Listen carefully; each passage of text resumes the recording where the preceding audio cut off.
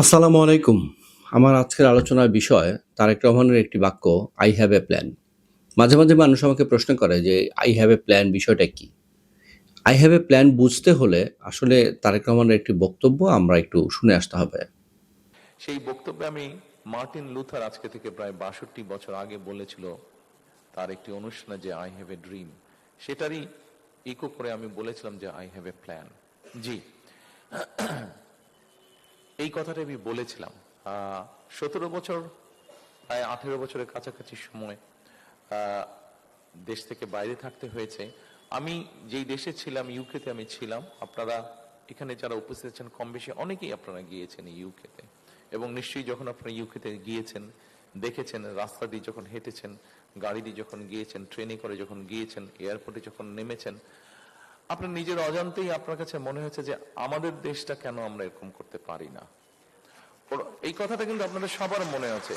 আপনি কথাটি আপনি মনে করেছেন, অথবা নিজের অজান্তেই আপনার কাছে মনে হয়েছে, ইস, বাংলাদেশটা যদি এরকম হতো।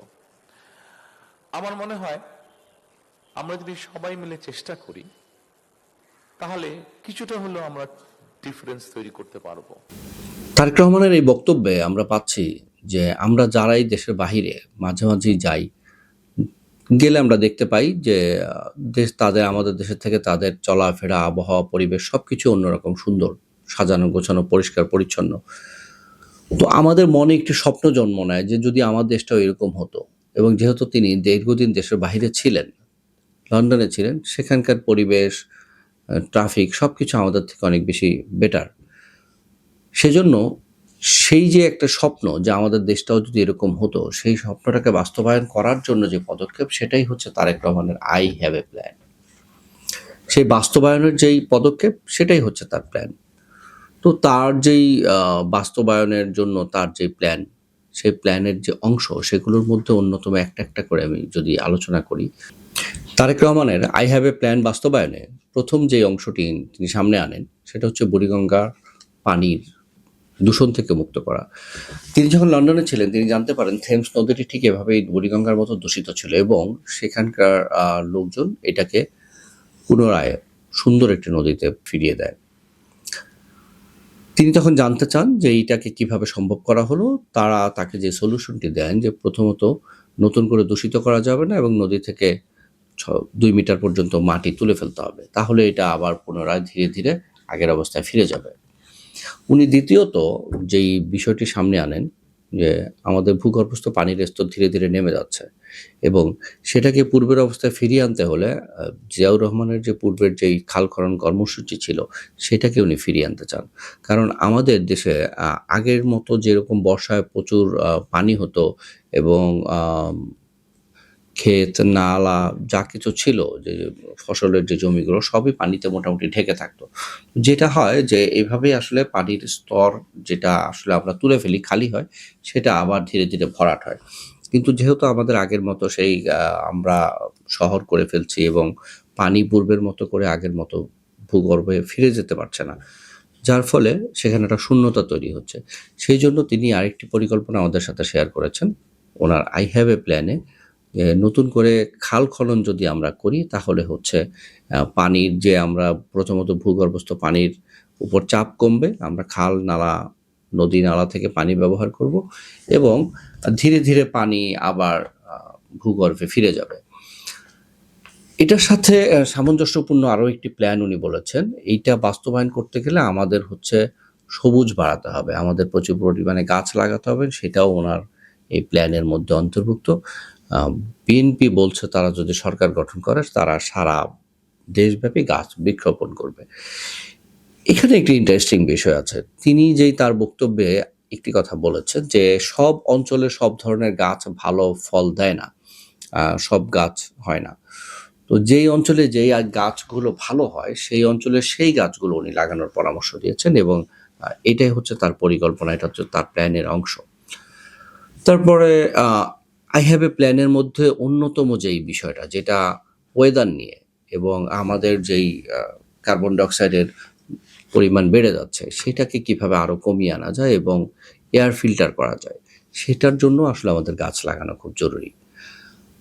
এই বিষয়গুলির উপরই বিএনপি আসলে এখন এবার জোর দিচ্ছে। আসলে দেশ পরিচালনায় দীর্ঘমেয়াদী এবং স্বল্পমেয়াদী দুই ধরনের পরিকল্পনাই প্রয়োজন। কিছু কিছু ক্ষেত্রে বিএনপি দীর্ঘমেয়াদী পরিকল্পনা নিয়েছে, যেমন বুড়িগঙ্গার পানি, খাল খনন, গাছ রোপণ, ওয়েদার, এগুলো হচ্ছে আমাদের দীর্ঘমেয়াদী পরিকল্পনার অংশ। এবং স্বল্পমেয়াদীও কিছু পরিকল্পনা আমাদেরকে নিতে হবে, বিশেষ করে স্বাস্থ্য খাতে আমাদের কিছু স্বল্পমেয়াদী পরিকল্পনা নিতে হবে এবং কিছু পরিকল্পনা আমাদের দীর্ঘমেয়াদী নিতে হবে। যেমন আমাদের হঠাৎ করেই আমাদের সকল হসপিটালগুলোতে 200 শয্যা থেকে 400 বা 500 শয্যায় করা যাবে না, যার ফলে উনি একটি প্রাইভেট পাবলিক একটি মিলবন্ধনের কথা উনি বলেছেন। এটা হচ্ছে ওনার আই হ্যাভ এ প্ল্যানের একটি অংশ।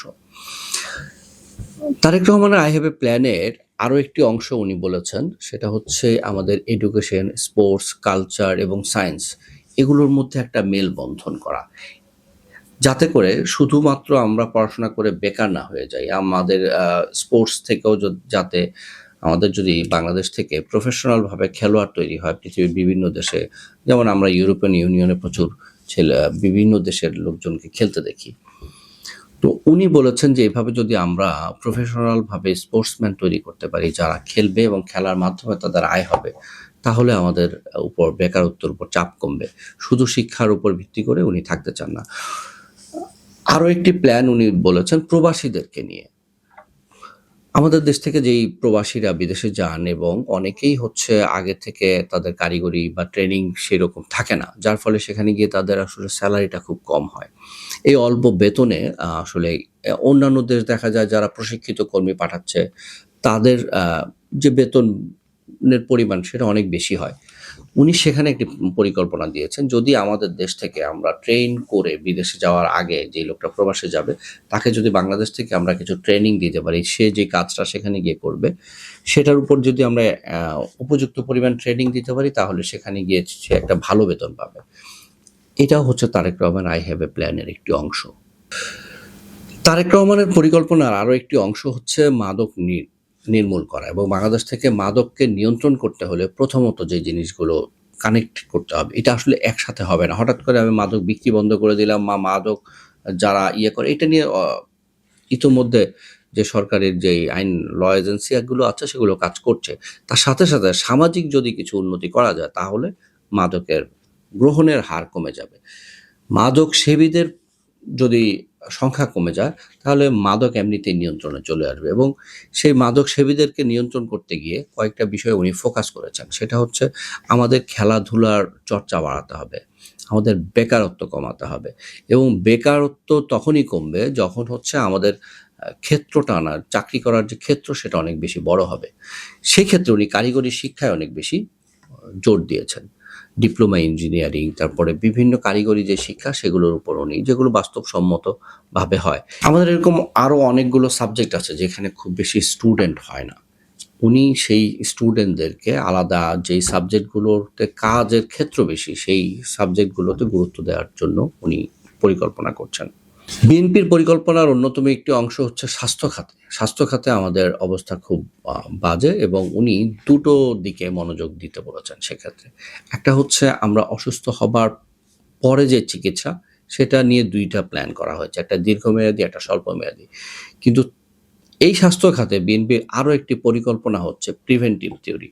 যদি আমরা অসুস্থই না হই, এমন ধরনের খাবার খাই যেটাতে আমাদের ডায়াবেটিক্স হওয়ার সংখ্যা কমে যায়, এমন ধরনের খাবার, হাঁটা চলা, যেই আমাদেরকে সচেতন করে তোলা, কোন কাজটি করলে আমাদের কিডনিতে প্রভাব পড়বে, কোন কাজটি করলে আমাদের হার্টে প্রভাব পড়বে, কোন কাজটি করলে আমাদের লিভারে প্রভাব পড়বে, এইভাবে যদি আমরা ছোট বিষয়গুলো জানতে পারি তাহলে আমরা সেই কাজগুলো থেকে বিরত থাকলে আমাদের সুস্থ থাকার পরিমাণ বাড়বে, এবং এতে করে স্বাস্থ্য খাতে যে চিকিৎসা নেয়া এবং চিকিৎসার ব্যয় কমে যাবে। আমি অসুস্থ হয়ে পড়লে আমাকে চিকিৎসা নিতে হবে এবং সেখানে আমার ব্যয় হবে, এই চিকিৎসা ব্যয়ও কিন্তু কমে যাবে। এই বিষয়গুলির উপর তারেক রহমান জোর দিয়েছেন, যেটা হচ্ছে ওনার আই হ্যাভ এ প্ল্যানের একটি অংশ। তারেক রহমানের যেই পরিকল্পনা আই হ্যাভ এ প্ল্যান, উনি যেই পরিকল্পনাটা বলেছেন সেই প্ল্যানের একটি অংশ হচ্ছে যানজট আমাদের দেশে ঢাকায় এবং সারা দেশের যতগুলো শহর আছে, শহর কেন্দ্রিক এলাকায় প্রচুর পরিমাণে যানজট হয়। সেই যানজটগুলোকে দীর্ঘমেয়াদী এবং স্বল্পমেয়াদী ২ অবস্থাতেই উনি পরিকল্পনা এনেছেন। যেমন ঢাকার জন্য উনি বলেছেন, যদি মনোরেল করা যায় সেটাতে ব্যয় অনেক কম হবে এবং সেটা ইফেক্টিভ হবে স্বল্প সময়ের মধ্যেই। এই ধরনের যেমন হচ্ছে আমাদের যে মেট্রো রেলটি হয়েছে, মেট্রো রেলে আমাদের ব্যয় হয়েছে প্রায় ১৫০০ কোটি টাকা পার কিলোমিটার, এবং সেটা যদি পাতাল রেলে যায় তাহলে আমাদের ব্যয় হবে প্রতি কিলোমিটার ৩,০০০ কোটি টাকা। কিন্তু যদি মনোরেলে যায় সেটা আমাদের প্রায় ৩০ থেকে ৩৫ কোটি টাকার মধ্যে নেমে আসবে প্রতি কিলোমিটারে। তো এই যে ব্যয়টা কমে আসবে, কিন্তু অপরদিকে এটা ব্যবহারে প্রচুর ইফেক্টিভ হবে। এই যে পরিকল্পনা, সেটাই হচ্ছে ওনার আই হ্যাভ এ প্ল্যানের অংশ। উনি যেই স্বপ্নটা দেখেছেন, বাংলাদেশকে লন্ডনের মতো যেই শহরে উনি ছিলেন সেরকমভাবেই যদি দেশটাকে তৈরি করা যায়, সেই জন্য যে পরিকল্পনা, যে স্বপ্ন উনি দেখেছেন, সেই স্বপ্নকে বাস্তবায়নের জন্য যে পরিকল্পনা করেছেন, সেটাই হচ্ছে তারেক রহমানের I have a plan. Tarek রহমানের ভবিষ্যৎ রাষ্ট্র গঠনে যে পরিকল্পনা আছে তার একটি অংশ হচ্ছে ল্যাঙ্গুয়েজ। তিনি বারবার তার বক্তব্যে বলছেন, আমরা থার্ড ল্যাঙ্গুয়েজকে যদি এটাকে প্রমোট করতে পারি, যেমন আমাদের দেশের লোকজন যারা বিদেশে যাচ্ছেন, তারা যদি সেই দেশের ভাষা সম্পর্কে তাদের একটু ধারণা থাকে, তাহলে তাদের বেতনের পরিমাণ হয়তো বাড়বে এবং তাদের কাজের ক্ষেত্র আরও অনেক বেশি বাড়বে। যদি যেমন বাংলাদেশের চাইনিজ ল্যাঙ্গুয়েজ যদি কারো জানা থাকে, তার চায়নাতে কাজ করার ক্ষেত্র বাড়তে পারে। যদি কেউ জাপানিজ ল্যাঙ্গুয়েজ জানা থাকে, তাহলে জাপানে তার কাজ করার জন্য একটা সুযোগ সৃষ্টি হবে। এটাই হচ্ছে ওনার যে প্ল্যান, যে এভাবে আসলে বেকারত্ব কমাবে। কারণ শুধুমাত্র দেশের ভেতরে কাজের জায়গা তৈরি করাটা এত জনগণের জন্য আসলে খুবই ডিফিকাল্ট একটা কাজ।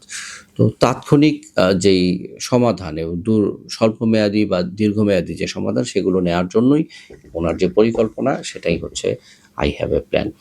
আমাদের দেশকে সুন্দর এবং উন্নত রাষ্ট্র হিসেবে দেখার আমাদের যে স্বপ্ন, সেটাকে বাস্তবায়নের জন্য যেই প্ল্যান, পরিকল্পনা উনি নিয়েছেন, তার একটি অংশ হচ্ছে দরিদ্র জনগোষ্ঠীর জন্য। সেখানে উনি ফ্যামিলি কার্ডের একটি কথা বলেছেন, বারবারই বলছেন ফ্যামিলি কার্ডের কথা।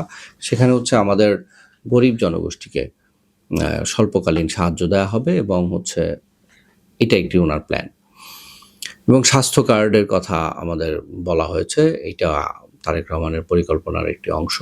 আমাদের দেশকে লন্ডনের মতো সুন্দর এবং পরিচ্ছন্ন দেশ হিসেবে দেখার মতো আমাদের যে স্বপ্ন, সেই স্বপ্নটি বাস্তবায়ন করার জন্য তারেক রহমানের যে প্ল্যান, তার অংশের মধ্যে আসলে অনেক কিছু আছে। যেমন হচ্ছে আলাদা আলাদা করে তিনি তার প্রত্যেকটা বিষয়ে উনি প্ল্যান সব বলেছেন এবং সেটা নিয়ে তিনি বিস্তারিত আলোচনা করছেন। সাম্প্রতিক সময়ে আমরা তারেক রহমানের বিভিন্ন ওনার যে আলোচনাগুলো এবং যে জনসভাগুলো, সেখানে আমরা দেখতে পাচ্ছি উনি খুব পজিটিভভাবে সেগুলোর ব্র্যান্ডিং করছেন। উনি শিল্প খাতে, বাণিজ্য খাতে, কালচার, খেলাধুলা, পানি, সব খাদ্য, কৃষি, সবগুলো বিষয়কে নিয়ন্ত্রণ উনি নিয়ে প্ল্যান নিয়েছেন এবং আশা করি আমরা ভবিষ্যতে সেরকম সেই প্ল্যানের বাস্তবায়ন আমরা দেখতে পারবো। প্ল্যানটি শুধু প্ল্যান থাকবে না, সেই প্ল্যানের বাস্তবায়নও আমরা আশা করি দেখতে পারবো। সেই প্রত্যাশায় আজকের মতো বিদায় নিচ্ছি। বাংলাদেশ জিন্দাবাদ।